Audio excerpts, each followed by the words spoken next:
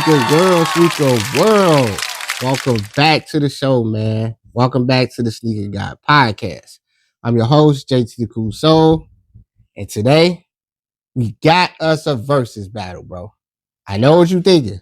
Who is it that's in this versus battle? Now, before we get to that, we all know Jordans have been running the game for a long time. But I've told you plenty of times on this show that there's a lot of other Nikes out there that has been killing it back in the day. And still to this day, for me at least. So, if we talking the verses, in my mind, I'm like, who you think can go against each other? And I got the two perfect people with some great silhouettes to show you. So, we gonna have Penny Hardaway versus my boy Sir Charles. Now, if you know they Nike silhouette, bro, for me, they like 2 and 3. Whoever you put at number 2, whoever you put at number 3, it's totally up to you because they got some banging silhouettes when I'm talking sneakers, bro. Like I always say, Jordan, he holds that crown. But when I say 2 and 3 are like very strong, they're very strong, bro. So we gonna start this battle off first with two silhouettes of this. We gonna start off with the Nike Air Max Pennies versus the Air CB34s. So got the Air CB34s. Woo, and we got them Nike pennies, bro. Now I'm not gonna lie to you, bro. These are probably two of my favorite silhouettes when it comes to Barkleys and it comes to pennies, bro. Like I have always been a diehard Penny fan. Like Jordan gonna always be number one, but boy, Penny used to make a heck of an argument when it came to hooping, when it came to sneakers. Like he was that dude. Like we not even about to sit here and debate. If we talking early 90s, Penny Hardaway was that dude. Sometimes it was people that was like, hey, I'm taking him over Jordan, which, that's blasphemy sometimes, but I get it, bro, because he was really that popular, bro. Like as far as hoop go, as far as style go, and as far as sneakers, like Nike was really coming through. So when I think of these, bro, I'm just like, bro, I remember the first time seeing this shoe, and it was mind blowing. Shout out my boy Donovan, bro. I remember in elementary when he came to school with these on. Now he had the black and white pair. You know what I'm saying? And when he walked in that school building, bro, and I looked at that shoe, I was like, bro, that gotta be one of the hardest sneakers I had ever seen, bro. Like I say, Penny was so big and his shoe was so impactful, bro, that it was like so mind blowing to see in person, bro. Like, then to see that number one stamp on the back, bro, like that was mind blowing for a young kid, bro. We talking early 90s, bro. Like, I always say things in the 90s was just so big and so bold and so loud and in your face. And it was like to see that big old Nike sign on the side and to see that Nike sign on the front of the tongue, it was just like, oh, this was one of the shoes to have in the 90s, bro. Like, you had to have a pair of pennies. Like I always say, if you couldn't get your hand on a pair of Jordans, it was so many other shoes you can get. And this was one of those ones, bro. Like having this solidified you and stamped you in the sneaker game, bro. You know what I'm saying? And just to see that big Nike sign on the bottom, like that did everything. Then for him to have Little Penny as a mascot, bro, like that was just such a great element for when Jordan had Spike Lee. Penny had Little Penny. Like if you remember the commercials like I do, Little Penny was that dude. And Penny Hardaway was that dude. So it's like the shoe was cold, he cold, Little Penny talking trash. Like it was like a match made in heaven, bro. So this shoe right here, bro, it's a hard battle with this one, bro. Like I really got this shoe with high regard, bro. Like I say, seeing this shoe in person back in the day, oh, you was getting the oohs and ahs with these. You know what I'm saying? That you was definitely getting it. Now, the only one thing I will say, I think they should have put something on the other side of the shoe. I'm not saying you had to put another Nike sign, like a big Nike sign, but Even if you just did like a small one right here, just to give it, you know what I'm saying, just that little hint of another detail. I always say to you, details, biggest thing on the sneaker. You know what I'm saying? Small details go a long way. I'll give you a prime example. Them just putting that little Nike sign right here in that bubble.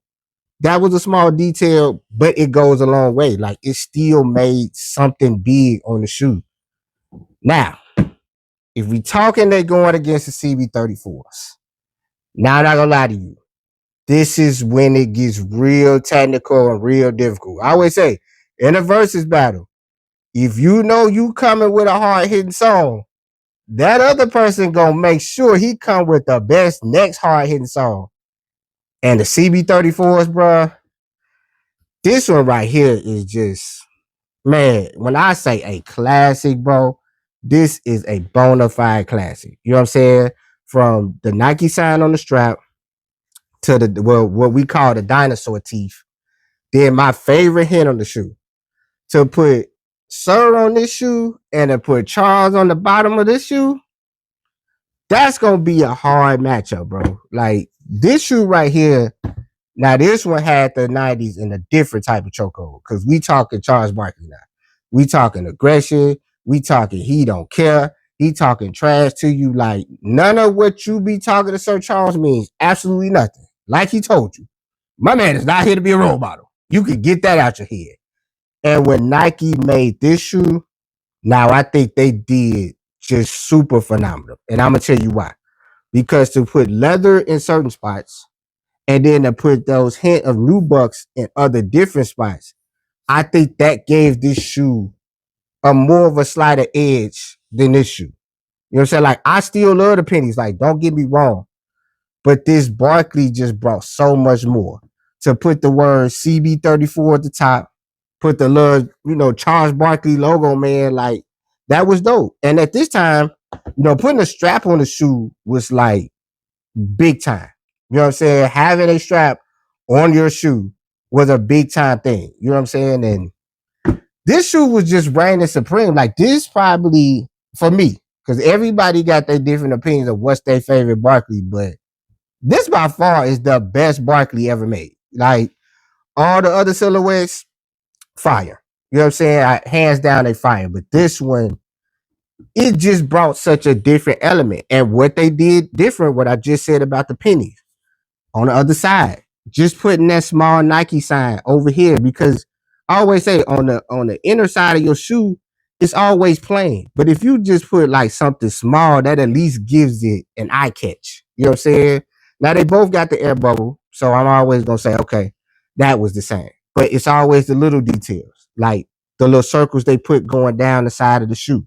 You know what I'm saying? Like I say, the leather and the suede, with leather and the nubuck are the little difference. Like that's what made this shoe a bigger standout. So if I'm going with who got the win in this part of the verses, I gotta go with Sir Charles, man. This one, this one reigns supreme. And I say this shoe is classic. Like you can't take nothing away from this penny at all. Like it's that solidified. But going up against this shoe, whew, that one's tough, bro. I gotta give Sir Charles the win on this, bro, because it just screams 90s, bro. Like I say, when I see certain shoes and I think of the time frame, it's like I can hear the music of the shoe, and it's like I just hear that Onyx playing. I just hear that you Mob Deep playing. Like it got that gritty feel to it. You know what I'm saying? And it got more to eye catch. I think if you see somebody wearing both shoes, you gonna ooh and ah for both, but this one gonna give you a little more slight edge of the oohs and ahs, bro, because it just got everything you want to see in a shoe in the 90s. So right now, my boy Sir Charles got the win on this one, bro. Penny got to take the second prize on this one, bro. So Sir Charles gonna get the win for this versus right here, man. Now, I'm gonna bring you up two more shoes, bro, that are classic. You know what I'm saying? Iconic with Charles Barkley and Penny. Now, here's the difference to me with these two next shoes. Some people like to say this shoe really ain't Penny shoe, and technically this shoe really ain't Barkley. But yet, They still wore the two shoes. So for me, I'ma just say they're technically still their shoes. Like that was what was the thing of the 90s for us kids. Like if you wore the shoe a lot, we considered it your shoe, regardless if Nike put your branding on it or not. Like it was just like, oh, that's Barkley shoe, or oh, that's Penny shoe, or you know what I'm saying? Like that was the title you got. So in this verses, I think y'all already know where I'm going with Penny with this one. We gonna do the Nike foam posits, which we we know how solidified this is, versus the Nike Air Force 180, bro. Now, if you know like I know, the 180 is a classic shoe. You know what I'm saying? Like this silhouette, we got to see Barkley wear this in the Olympics. And most people would say, you know what I'm saying? Everybody will always probably say the Jordan 7 Olympics probably was the best Olympic shoe we ever seen. Some people may argue and say this is better than the Olympic 7. You know what I'm saying? Now, me, I'm not gonna lie, bro, that's a tough one. But I might have to give the Olympic 7 that slight edge because that shoe was just phenomenal. But I'm not gonna take away from this, bro, because Nike did a lot to this shoe that was just phenomenal. And you know, like I say, back in that time, people might say, like, oh, this is the Barkleys, but technically, like I say, it's its own shoe. You know what I'm saying? It's just the Nike Air Force 180. But when they made this Olympic one, bro, once again, like I say, the strap, that right there alone was bringing you that 90s feel. To put that 180 air bubble on the bottom of this, bro, like we know they was making this for running shoes. To put this on a basketball shoe of this caliber, hands down, just dope. Just to have the red, white, and blue, the leather on here was great. Now, what I did like was this little gate they put behind the Nike sign, bro. Like that was just like a different touch to me. And for this Nike sign just to be like a hard plated Nike sign, bro, like that was like a super win, bro. Like this versus right here to me is gonna be one of them ones because this shoe was just reigning supreme with the dream team and everything they was doing. And to see Barkley hooping in this shoe, bro, as a kid, I was like, hey, Nike is going crazy, bro. Like, y'all gotta understand what it's like to see things like this in real time. And the difference of seeing it in real time in 92 and seeing things in real time in 2025 is totally different. I mean, I'm gonna tell you why. When you were seeing this in 92, you had to see it on TV or possibly somebody's feet. Like that was how you got the photogenic mind frame of certain sneakers. In today's world, bro, you're gonna see it on TV, you're gonna see it online, you're gonna see it on somebody's people's feet, you're gonna see somebody posting about it, you're gonna see somebody talking about it. Like we just got little glimpses of things. So it's like when we got that little glimpse, it made us hold on to the love of it so much better, bro. Like this one, man, this is solidified to me. Like, great shoe. I'ma always call it the Barkleys. You know what I'm saying? People ain't gonna call it the Barkleys because it's technically not numbered. You know what I'm saying? Most of the shoes of a person's silhouette is a number like, oh, this the first penny, these the second penny, these the first Barkleys, these the second Barkleys. These don't have a number, but yet they're still his shoe because we know that's who we know for wearing it. Anytime you show somebody this shoe and be like, whose shoe is this? Think about all the Barkleys. You know what I'm saying? That's the first thing they're gonna say. Now, granted, many other players probably wore this shoe, but Barkley's the one that technically put the stamp on it. So that's why I say this is more so his silhouette than anybody else's. And when I say Nike probably put everything correct on this shoe that you could possibly want.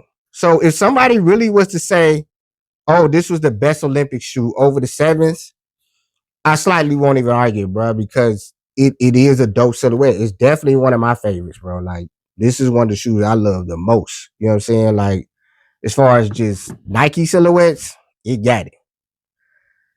Now here we go. Now we finna talk about the Nike foam posits, bro. Now, granted, this is not an original colorway like this one is. You know what I'm saying? But when we talking foam posits, bro, this shoe right here. Now, hear me out. This is the greatest Nike shoe besides Jordan's ever made. Like, ever made, bro. Like, we're talking a shoe with a hard body on it, bro. Like, we was just in oohs and ahs and mind blown when this shoe first hit the scene, bro. And to see my boy Penny wearing this shoe, dog, it was like so mind blowing as a kid. Like, I can't even tell y'all how I felt when I saw the shoe. And I've told this story plenty of times on the show. Shout out my boy Jermaine Hudson. I remember as a kid, he came to my house to hoop. Now, granted, I had the hoop court. They were always knocking, ring my doorbell. Hey, bro, you come out to hoop? I'm like, yeah. He comes through, ring the doorbell. He's like, bro, you coming to hoop? So I just hollered down the stairs, like, yeah, I'm finna come out. Now, granted, I'm not seeing the shoe at this moment. I get dressed, come outside. Bro, I looked down at his feet and I saw this shoe and I was like, bro, what are those, bro? He was like, oh, these the foam posits. Bro, I'm not gonna lie to you, bro.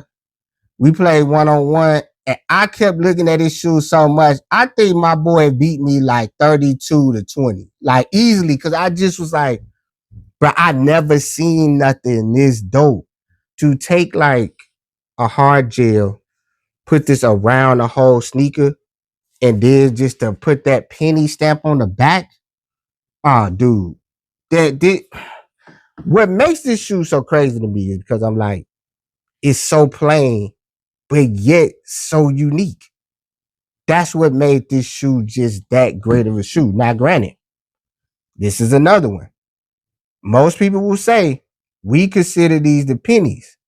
Technically, it's not his shoe. It's just a silhouette that he wore. Now, let's run the story that I've heard.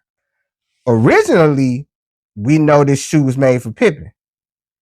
Nike showed Pippen his shoe. He was like, nah, I'm not feeling that one. Time go on, Penny sees the shoe like, hey, I need those. And I'm not gonna lie, bro, the rest is history. Like, I'm not gonna hold you, bro. Pippen may have turned down the greatest sneaker known to man, bro, because the foam posit is still flourishing today.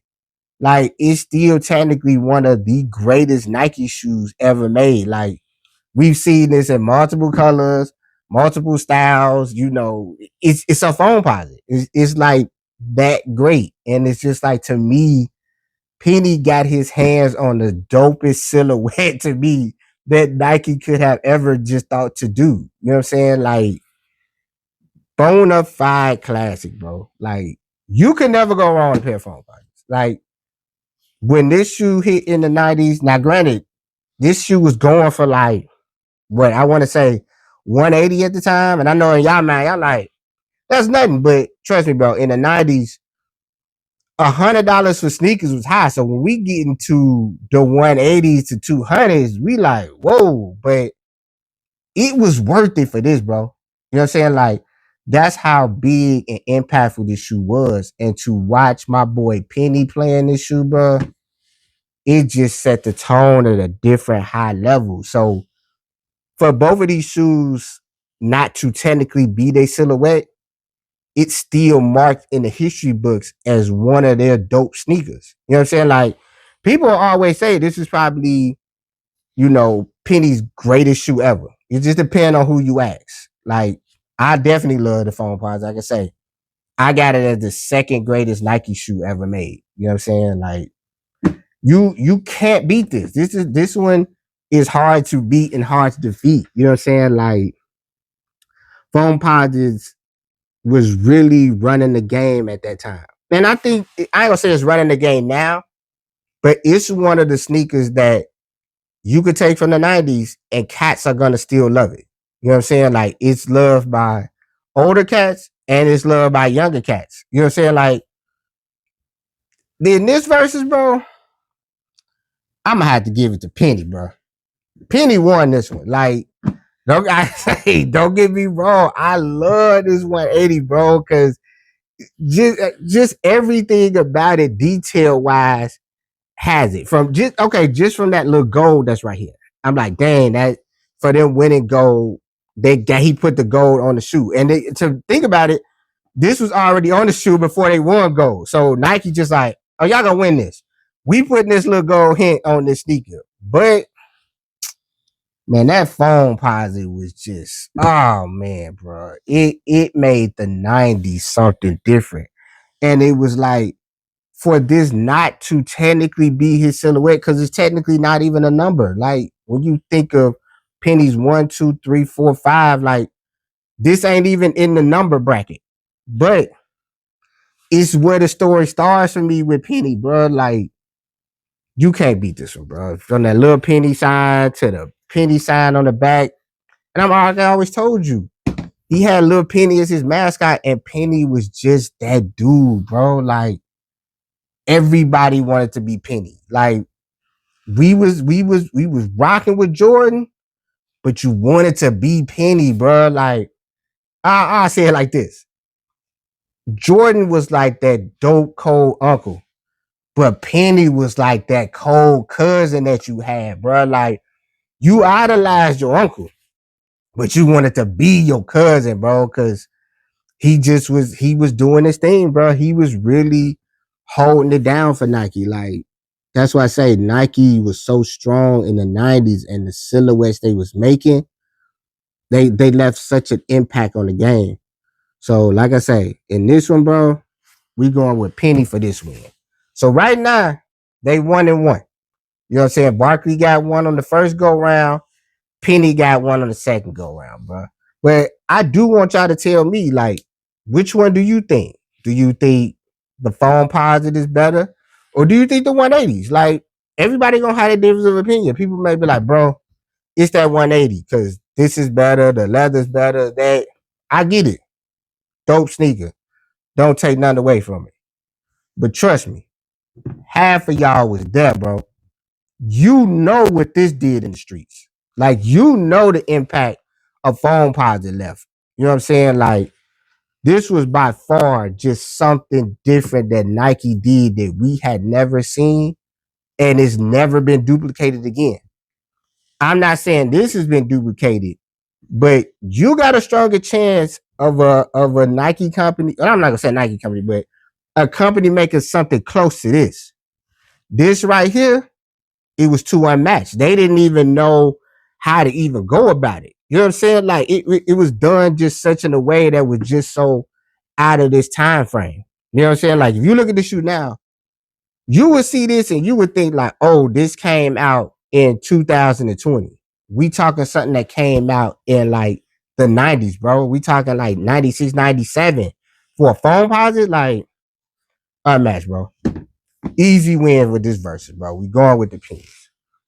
But when I think of both of them, bro, they're two of the greatest basketball players we've ever seen.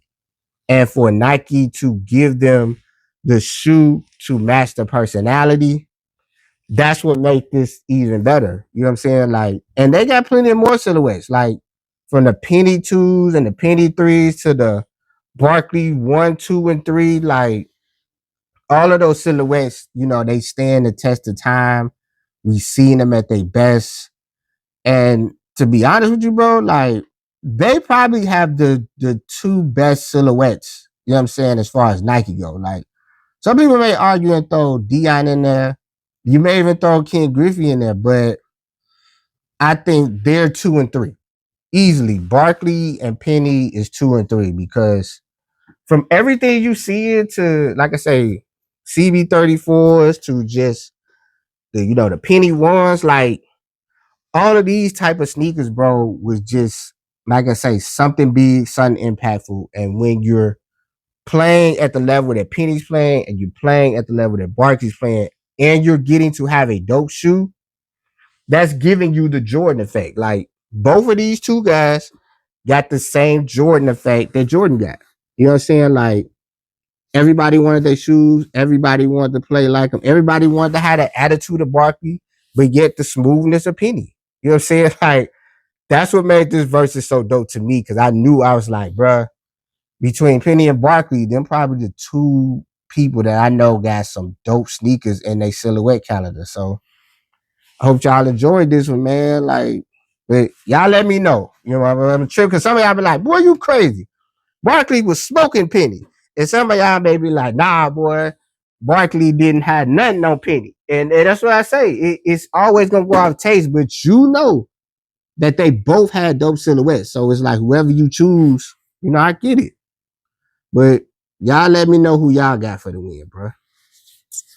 But, you know, this was a good one, man. I hope y'all enjoyed this little battles, man. You know, it's nothing like seeing a dope sneaker battle that I know is very hard to judge. It's different if it was like, we got this person's sneaker versus this person. It's like, this is an easy whitewash. Those two, it's not an easy whitewash with them, bro. It's really going to depend on the style and little details that you think is stronger than the other. But y'all tell me, bro. But it's been another dope episode of the Sneaker Guy podcast. I'm your host, JT the Cool Soul, and I'm out.